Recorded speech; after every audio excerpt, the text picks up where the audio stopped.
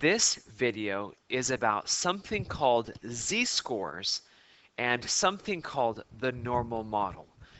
This chapter is probably one of the most important chapters that we will study this year because it creates a foundation for the rest of the year.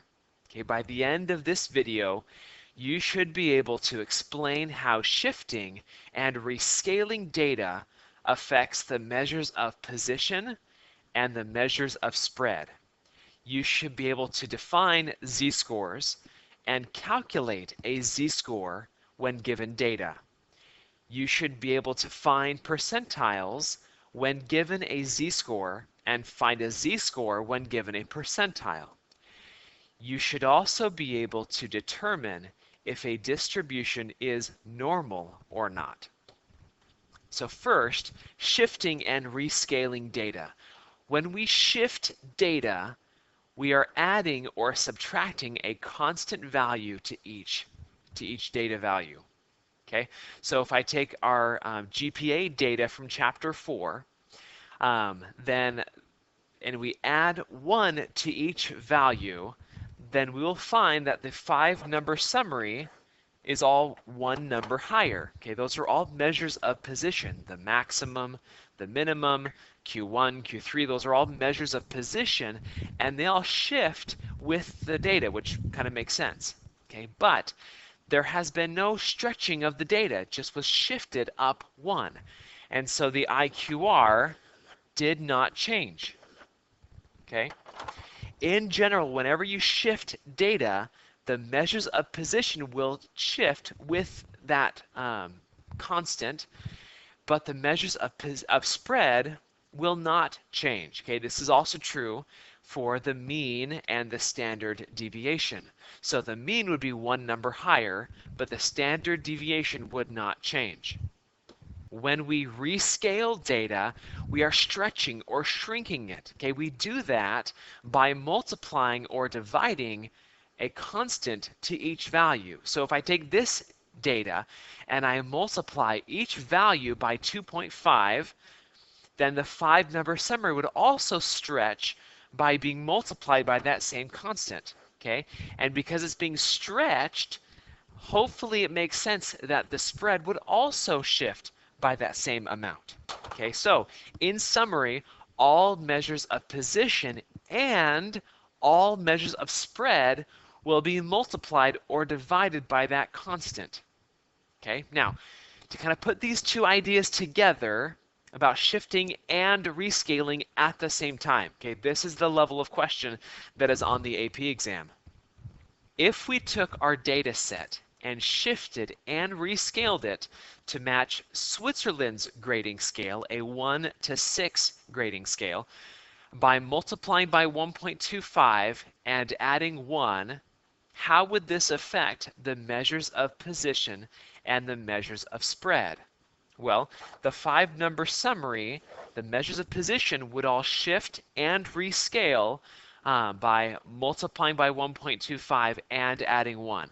Okay, the IQR is a measure of spread, and so it would rescale but not shift. And so we would only multiply by 1.25 with the IQR. Okay, the same thing is true with the mean and the standard deviation.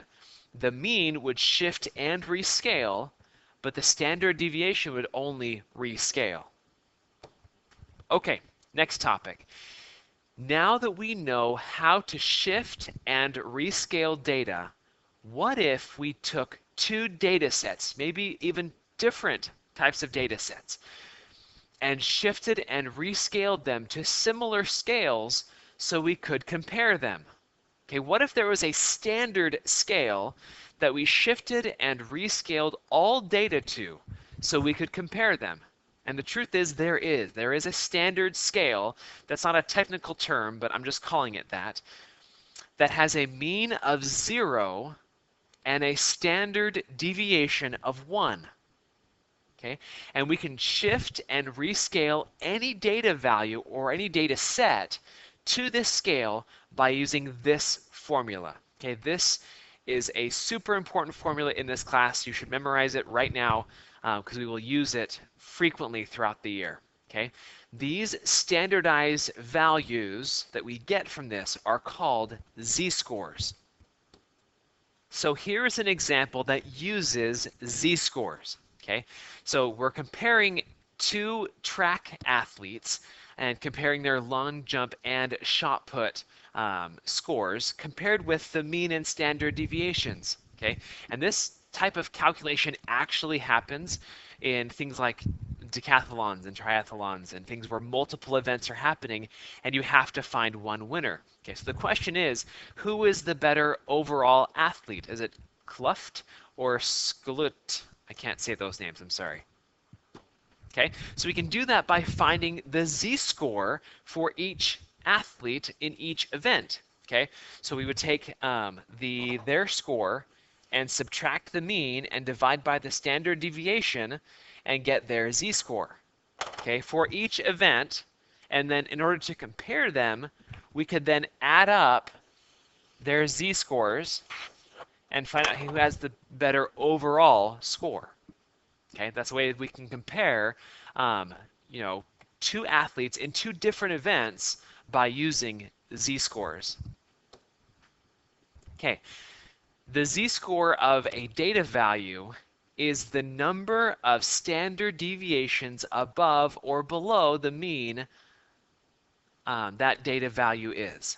Okay, so for example, Kluft's long jump was 2.7 standard deviations above the mean, and Skludget's shot put was 2.51 standard deviations above the mean.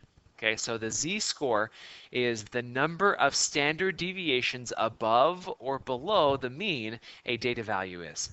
Okay, and I hope it makes sense that a negative z-score would be below the mean. There's no example here that I could pull from, but that's also true. Now let's talk about another way to use z-scores. Now that we are shifting and rescaling data onto a standard scale, we should also talk about the fact that a lot of data naturally follows this distribution. It is called the standard normal model or the standard normal distribution. If you found life expectancy, if you looked at heights in a very large population, if you looked at most variables in a large population, you will find that the data naturally tends to follow a standard normal distribution. Okay, so that's a very useful model for us to use when looking at percentiles or other data. Okay, before we use this model, however, we must check that our data is roughly symmetric and unimodal, so it makes sense to use a bell-shaped curve like this. Okay, if it is, then we can find percentiles. But first, let's talk about a rule of thumb. Okay. On the normal curve, 68% of data is within one standard deviation from the mean. 95% of data is within two standard deviations from the mean, and the 99.7% of data is within three standard deviations from the mean. This is called the 68, 95, or 99.7 rule, or it's also called the empirical rule. Okay, this rule of thumb to get an idea of how much data is within, you know, 1, 2, or 3 standard deviations of the mean. Okay, but if we wanted a more exact percentile, okay, we could use either the z-table as found in the back of our textbook or will be given to AP students on the day of the AP exam, or you can use your calculator. Most students tend to use their calculator, but you can use either one. Okay, if we had a data value that had a z-score of 1.8, okay, we could look on a z-table, look at 1.8, and then the hundredths place was 0, and that would give us right here the place on the table to look of 0.9641. Okay, so a z-score of 1.8 has a percentile of 96th percentile. Okay, on the calculator, if you hit second and then vars, which is kind of over by the arrow buttons. It's labeled distr, or for distribution in blue, and you pick number 2. It says normal CDF, the normal cumulative density function, and then you type in left bound and right bound. That will give you the amount of area under that curve.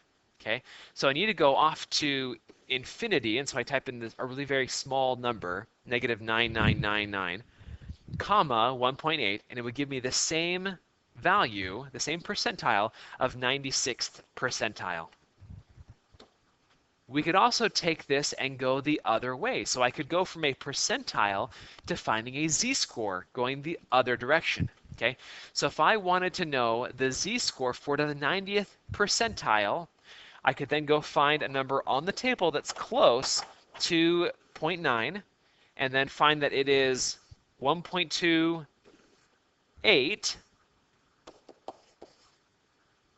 It has a z-score of 1.28.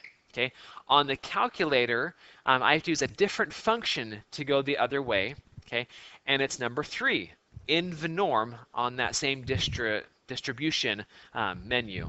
Number 3 is in the norm, or the inverse norm, and you type in the percentile, and it will give you the same z-score of 1.28. Okay, we would then have to convert that z-score back into the same scale that we got the data from for it to be meaningful to us. Okay, that's how you convert from z-scores to percentiles and from percentiles to z-scores.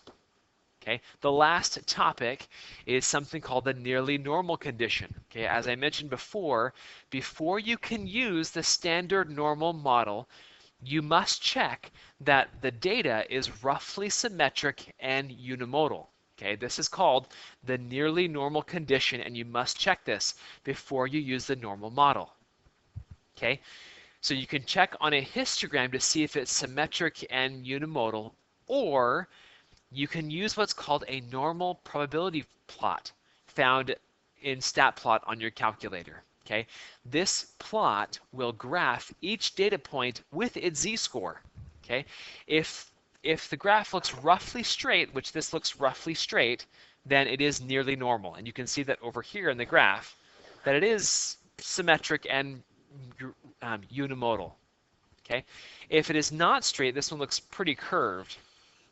Okay, and we can see that in the histogram because it is skewed to the right. Okay, or it's skewed to the higher values.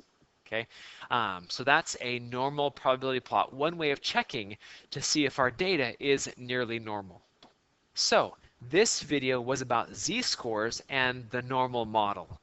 I'm hoping that you're now more familiar with shifting and rescaling data and how that affects measures of position and measures of spread. You should also be able to define z-scores and use z-scores to find percentiles and also determine if a distribution is normal or not. Thank you for watching.